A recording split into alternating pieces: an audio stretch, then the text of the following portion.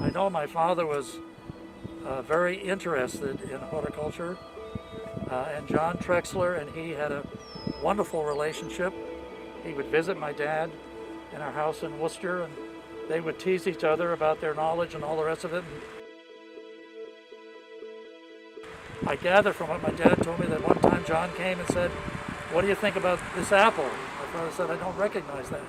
He said, "Well, it's an heirloom and it's part of the Davenport collection that's out at Sturbridge Village." And quite frankly, we were very concerned about it.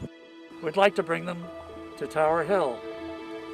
So that was the magic words. And my dad, very generous person, and he loved to be involved with things like this. This really, really appealed to him.